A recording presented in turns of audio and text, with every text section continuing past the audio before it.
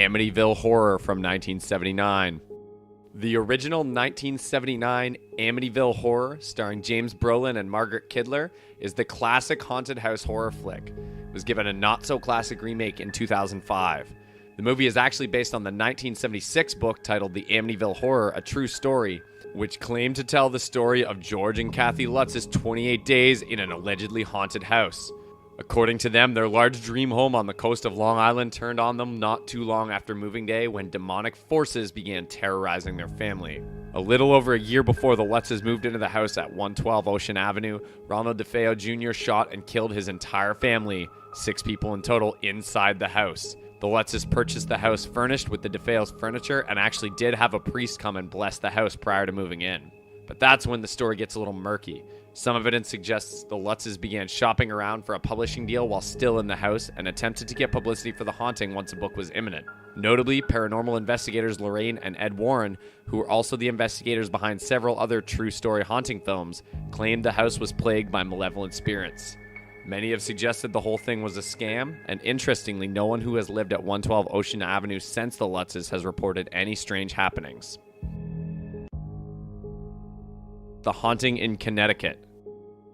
Another haunted house flick, The Haunting in Connecticut, is about another family who failed to check the history of the house prior to moving. The Campbells relocate to a home that previously served as a funeral parlor, where the owner's son served as a demonic messenger and provided a gateway for spiritual entities. The story is supposedly based on the experiences of the Snedeker family, who also worked with paranormal investigators Lorraine and Ed Warren. Horror novelist Ray Garton was hired to document the tale in his 1992 book, In a Dark Place, The Story of a True Haunting, which became the basis for the movie. In subsequent interviews, Garton has claimed that he made up some of the details. While the Snedekers and the Warrens have maintained that the house was truly haunted, there's obviously no proof that anything supernatural occurred during the family's 2-year stay in the house. The Exorcism of Emily Rose. The Exorcism of Emily Rose follows a lawyer who takes on the case of a priest who is charged with homicide after he performs an exorcism on Emily Rose, portrayed by Jennifer Carpenter, and then she dies. The story mostly takes place in a courtroom, with Emily Rose's possessions being told through courtroom testimony and flashback. The possession and subsequent trial is actually a fictionalized version of the possession of a German woman named Anneliese Michel. During the 1970s, she was believed to have been possessed by 6 or more demons. Michal began experiencing shaking and the inability to control her body at the age of 16. And by the age of 21, her parents were seeking pastors to perform an exorcism. 2 years later, the church finally granted permission for the exorcism, and at the age of 23, Michal died from malnutrition and dehydration. Prosecutors charged Michal's parents and the 2 priests who performed the exorcism with negligent homicide. The case has actually inspired 2 other movies as well, the German drama Requiem and Anneliese, the Exorcist tapes. The Texas Chainsaw Massacre from 1974. One of the very first great slasher films, 1974's Texas Chainsaw Massacre follows a group of teens who end up on a farm belonging to a family of cannibals. Leatherface torments the teens, occasionally with a chainsaw, as he tries to off them one by one. The popular franchise has spawned 4 sequels, a remake, and a prequel.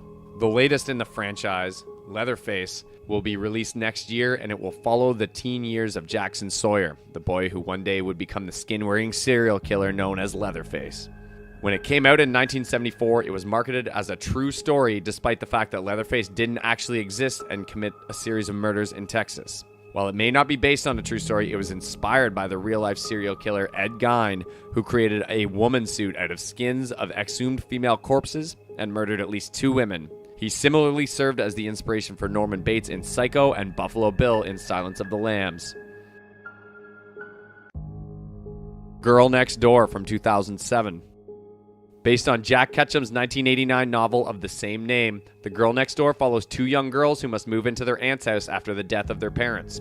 Unfortunately, the aunt is a sadistic psychopath, and the neighborhood boys seem content to allow both girls to be tortured and sexually abused. It's a movie so disturbing you can't get it out of your head, much less believe it could actually be real. It's actually the fictionalized version of the torture and death of an Indiana teen named Sylvia Likens in 1965. Her and her sister had been left in the care of her family friend Gertrude Benezuski, who soon began taking out her financial trouble on Likens. Her children and several other neighborhood children would beat Likens up, tie her up, force feed her, and sexually abuse her. After being tied up in the basement, she died at 16 from shock, malnutrition, and a brain hemorrhage. Compliance, 2012.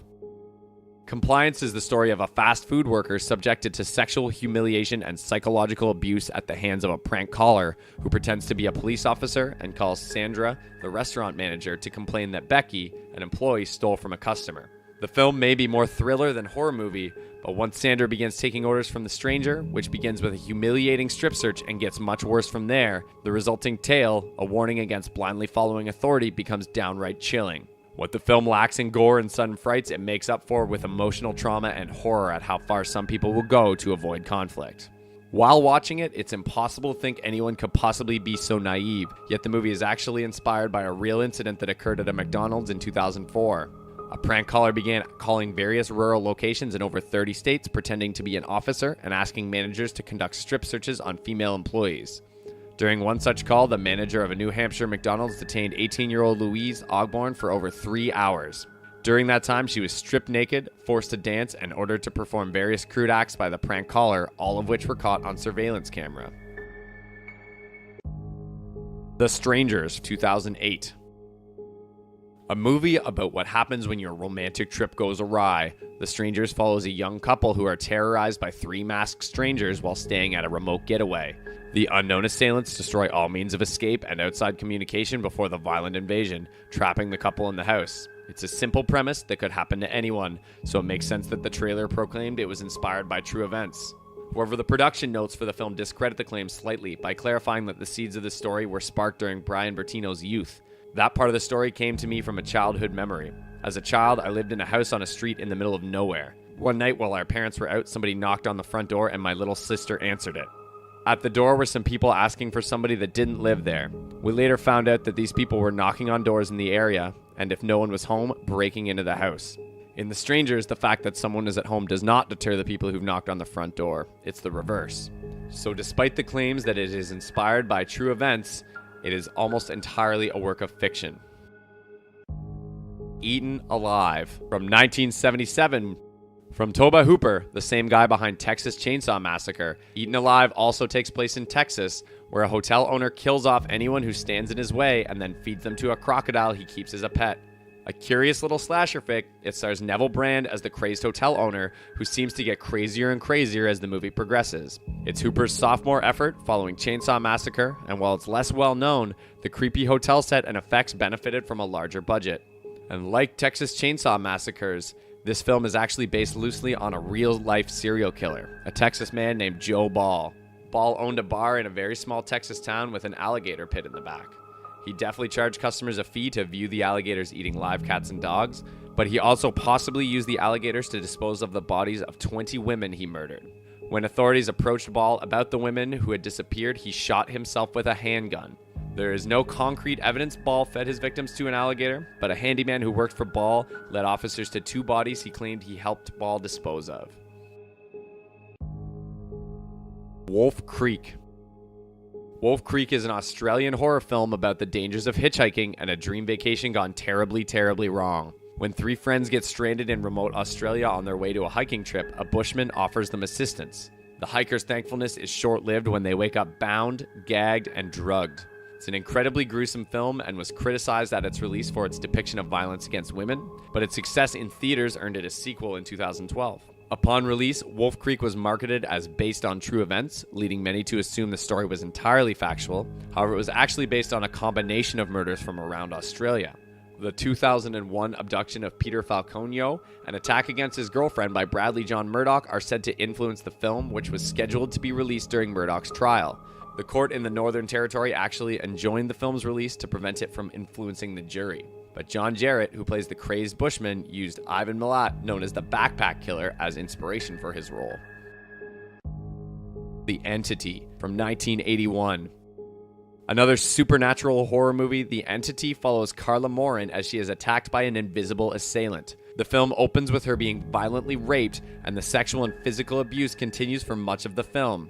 Convinced by friends and family that she is losing her mind, she seeks help from parapsychologists who discover that there are supernatural forces at work.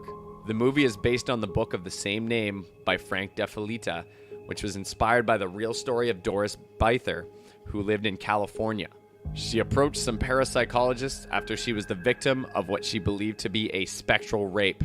At the time, there wasn't any evidence, but she did occasionally develop bruises around her body and inner thighs. Of course, there's no way to prove one way or the other whether Bither actually had a malevolent entity following her around, but some of her story was corroborated by family and friends, including her eldest son, who said he was also thrown back by an invisible force after attempting to assist his mother.